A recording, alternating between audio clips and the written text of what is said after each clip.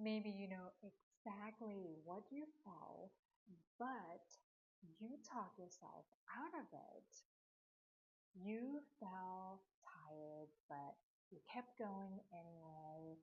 You felt a no, but you said yes.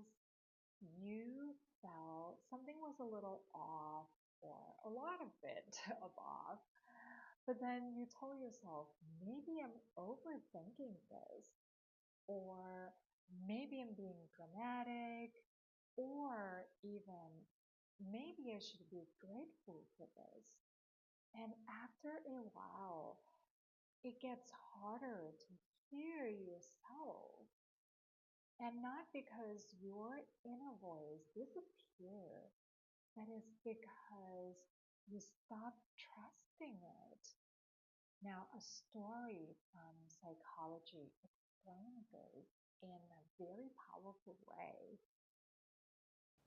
Years ago, researchers studied what happened when a living being learns that nothing they do changes the outcome. In one famous line of research, animals were placed in a situation where they could not control or escape something unpleasant. And later on, when escape become possible, they didn't even try. Not because the door was closed, not because change was impossible, but because their nervous system had learned what I do doesn't matter.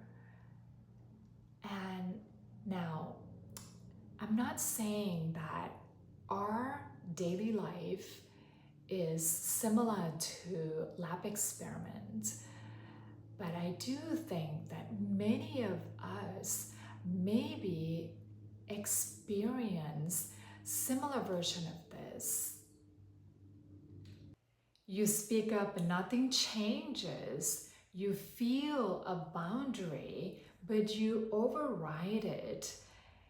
You sense something was wrong, but everyone around you says it's fine. And you make a clear choice. You make a decision that feels true to yourself. But then someone question it until you doubt yourself. Little by little, that inner voice gets quieter and quieter, not because it was wrong, but because it learned. Why speak up when no one listens? And sometimes the person who stopped listening was you. Now I say this with lots of compassion for all of us because I know what this feels like. We don't lose our self trust for no reason. We override it for very understandable reasons, to be accepted, to be helpful, to be responsible, to keep the peace, to be seen as strong, easygoing, or good. And you know those moments when your body says, I need rest, but then your mind says, let's just finish this one more thing. Or when you really want to say no, but then you can already imagine someone being disappointed. Or when your intuition is telling you something isn't going right or something doesn't sound right here, but then you dismiss it because you don't have logical explanation for it just quite yet. That's where self-trust get weakened. Not in one big moment, but in very small moments where your inner signal get ignored. And that's important because self-trust doesn't mean you will always have the perfect answer. Self-trust doesn't mean um, your feeling is always the fact. Self-trust doesn't always mean that you have to run away every time you feel uncomfortable. But self-trust means you are willing to listen to yourself before abandon yourself. That is different. Sometimes your body is giving you information. Your exhaustion, your hesitation, your resentment, your quiet no, all of this maybe is trying to give you information. And mindfulness helps you pause long enough to listen. Now, when you get to listen to all of that, it helps you not to react immediately, not to make a dramatic decision, but helps you to stop dismissing yourself altogether so quickly. If you are anything similar to me at all, you may be curious, where is the hardest self-trust in your life at this moment, right now? Is it making a decision, setting boundaries, resting, speaking up, or listen to your own intuition?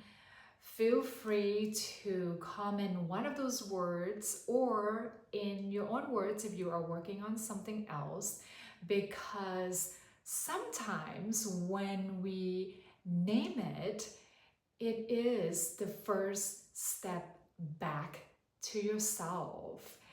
And here is what I want you to remember. We don't build our self-trust back by just making one perfect decision, but that self-trust is rebuilt by honoring one small truth at a time. And maybe the truth is, I need a pause. I'm tired. Or maybe I don't want to say yes just quite yet. Or maybe I need more information.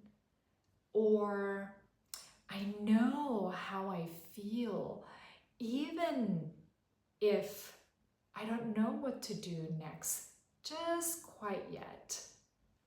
Every time you listen to one honest signal and respond with care, your nervous system starts learning something new. It learns, my voice matters here. My body matters here. I am actually safe to listen to myself again. And that's how self-trust returns. Not all at once, of course, not through just one huge breakthrough, but through small moments of alignment. You probably lost your self-trust because you had to override it for too long, and you rebuilt it by becoming someone who your inner voice can actually trust again. If this helped you see something differently, please subscribe for more mindfulness for real life. They're simple here. I don't share anything complicated. And I noticed that 96% of you that watch the videos have not subscribed yet. So please subscribe because your subscription means so much to me and the community that I am supporting right now. I hope to see you soon. Thank you.